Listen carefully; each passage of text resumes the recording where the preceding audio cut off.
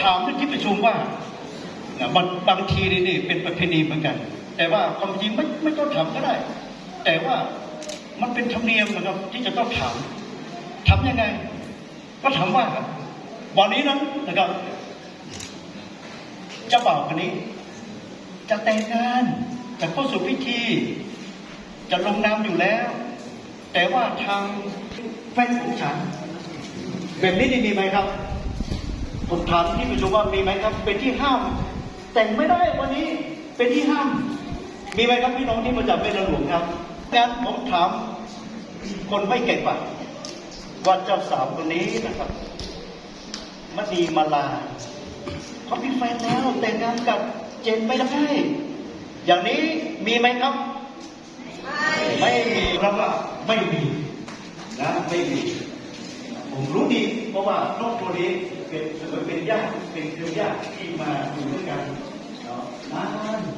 รู้ตั้งแต่เห็นตั้งแต่เด็กแล้วนะครับเนาะจุดเด่นจุดไปเราเป็นที่ผู้ที่จะมา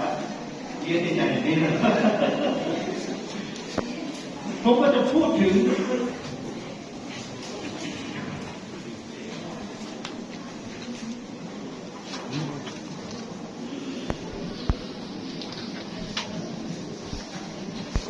และการสมรสของคริสเตียนจึงควรมีลักษณะตามพระวจนะของพระเจ้าดังนี้คือ1. ความเป็นน้ำหนึ่งความเป็นหนึ่งเดียวหมายถึงสามีและภรรยาเป็นอันหนึ่งอันเดียวกันคือต้องมีรักเดียวใจเดียว 2. จะเข้าสู่พิธีในโอกาสนี้นะครับเพราะฉะนั้นผมก็จะถาม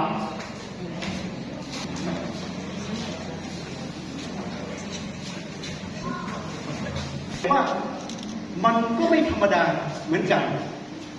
เช่นท่านจะรักไหมท่านจะต้องตอบว่ารักจะทุกข์จะสุขท่านต้องตอบรักท่านจะรักจะรับนางสาวมณีมาลาสนองนะครับมาเป็นภรรยาและท่านจะดูแลเอาใจใส่รักใคร่ทนุถนอมความรักที่ท่าน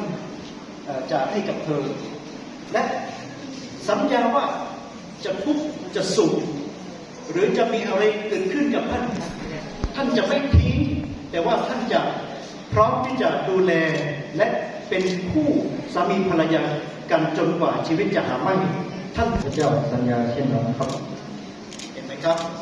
ชัดเจนต่อไปขอถามฝ่ายเจ้าสาวนะครับนางสาวมณีมาลาสนอง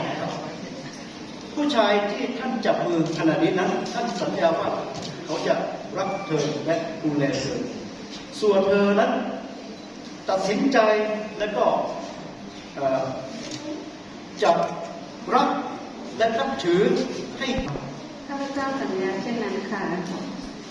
ในเมื่อท่านทั้งสองได้สัญญากันต่อเพื่อพระมังและสภาชนในที่นี้ว่าถ้าเช่นนั้นท่านมีอะไรที่เป็นเครื่องหมายของความรักของท่านทั้งสองข้าพเจ้ามีแบบ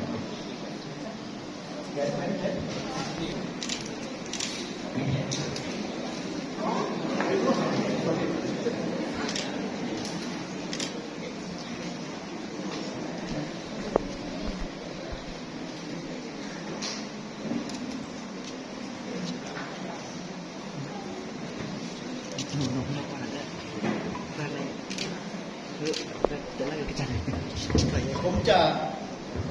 พี่น้องครับในมือของท่านมีแหวนอยู่2 วงนะครับแหวนทองคำบริสุทธิ์2 วงนี้เป็นเครื่องหมายแห่งความรักและคำสัญญา